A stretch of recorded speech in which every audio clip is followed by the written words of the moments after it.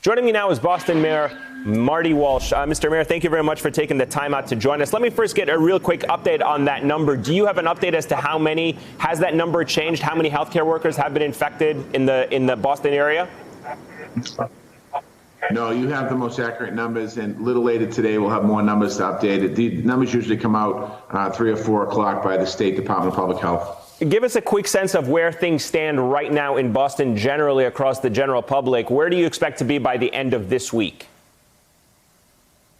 I mean, our numbers have increasingly gone up in the last 4 days. I think we went from 80 to 87 to 113 to 121 yesterday. So we're seeing this rise. I think that as the week goes on, we're going to see our numbers even continually going up more. Some people are even suggesting they might double by the end of the week, meaning double digits every day. So we're still very much in the beginning of this fight, I think, in trying to prevent the spread of the virus. As more tests become available, obviously more people are going to test positive. And I think that that's something that we have to continue to push back and make sure that people are practicing social and physical distancing and making sure that people are staying in and around their home. The governor came down with a stay-at-home advisory here in Massachusetts, which includes Boston. A lot of people are adhering to that, but there's still too many people that just aren't adhering to that. I know that Boston hospitals are facing the same shortage of critical equipment as others around the country. What more do your hospitals need, and where are you turning for assistance on that? Are you having a hard time acquiring the same equipment, whether it be masks, PPEs, or ventilators, that the rest of the country is having a hard time acquiring? No, we are, and I think it's not just our hospitals, it's also our frontline first responders. Last night I was on a conference call with the U.S. Conference of Mayors, and we took some action in sending a letter to Washington trying to break this logjam to make sure that we get our equipment down to our cities and towns. This week is really a critical week for a lot of places that, any supplies that people might have had, that they're dwindling or they're gone.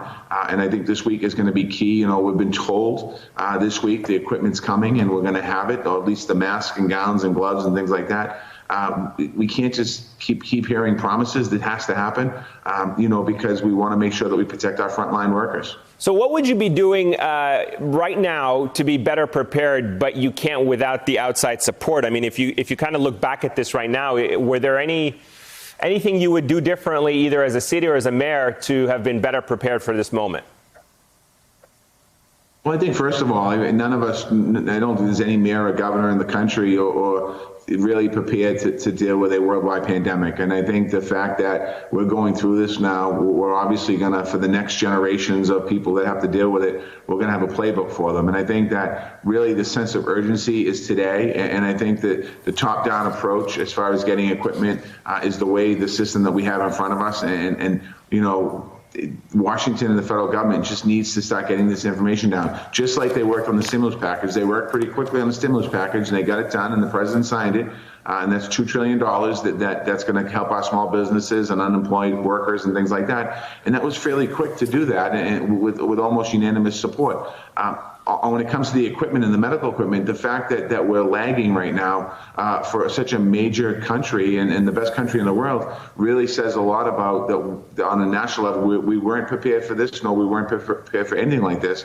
And this equipment needs to get down. I mean, it's as a mayor of Boston, and I think I can speak for other mayors and town managers across the Commonwealth and governors, the governor of Massachusetts and across the country. I mean, that's what our workers need right now. And our frontline workers are going towards the virus to address and help people that are sick, but we are not supporting them enough by getting the equipment to them, and that has to change. Yeah, Massachusetts has a statewide stay-at-home order in effect until April 7th. You've said that you expect this to go on a lot longer. Can you help viewers understand why, if people are largely staying home and social distancing for several weeks, that your sense is it might take months to get through this? Well, I think that we're going to take a longer time. Everyone keeps putting dates and moving them down the road a little bit here. And I think that I would rather be prepared for a longer term stay at home than give people false expectations. And I think that people need to understand the seriousness of this, and they do. Clearly, there's no question about it. But I think that, once we get over the kind of the peak here, or the curve that everyone keeps talking about, if we don't stay disciplined and continue to social distance and physical distance distance and stay kind of in our own family units, what we'll see is a second peak. And what we need to do, and I'm not an expert in this, but experts, I've listened to enough of them and hear them, and I'm taking their advice very seriously. That's how we stay on top of it. I was talking to a family member in Ireland yesterday, and they were telling me that, they took the warning from Italy really seriously, and they basically shut the country down. And that's what we have to do. We have to basically shut the country down. And that doesn't mean an order has to come from the White House, or it doesn't have to come from governors. We're telling people need to understand this is serious, and you can, by practicing social isolation, by practicing physical distancing, you can do our part, and we can do it ourselves. Thank you for checking out our YouTube channel. Why don't you subscribe? It's really easy. Just click on that button down there. And for more news from MSNBC, click on any of these videos here for the latest interviews and highlights. You can get more videos from MSNBC with our newsletters. Head over to msnbc.com/newsletters to sign up.